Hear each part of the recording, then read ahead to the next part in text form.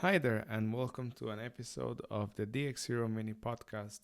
And in today's session, we're going to talk about should you actually create validation rules? Validation rules get created very easily, usually because someone's report is incomplete, right? Maybe somebody's running a report and one of the fields is empty, and they'll ask, hey, why is this field empty? Or I can't get all the data that I need because this column is empty. Then an admin will realize, well, it's because people are skipping this field when they go on this stage of the process. So the solution, well, let's create a validation rule to stop people from moving forward unless they have a value in this field. And just like that, over time, you can end up with hundreds of validation rules that are really, really hard to troubleshoot, or they slow down your Apex test because every time you create an Apex test, you have to account for all the possible validation rules and everything. And it gets very complicated very quickly.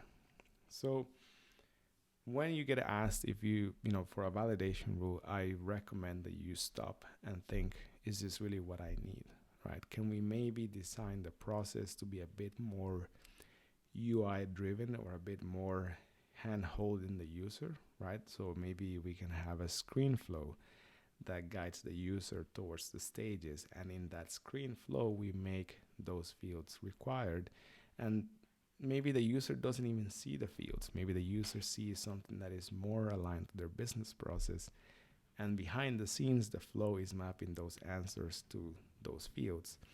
Or maybe we have dynamic screens with lining pages where only in particular sections of a process we show certain information that they need to populate. But the point of this is to focus a bit more on user experience and also think, well, why are users not filling in that value? Is it maybe because it's only used by managers? Then can we figure out a way for this information to also be useful by the people that are actually using Salesforce? Because then they'll be more naturally encouraged to actually put a value on that field. So that's it.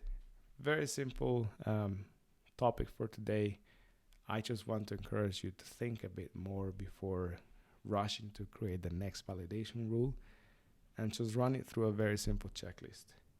Is this only needed because a manager is asking?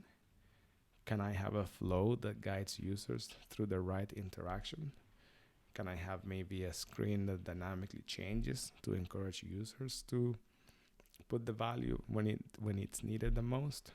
And can I encourage users, or can I change something about the process to make the data also valuable by the end users and not just the managers? And that's all for today. Thank you very much.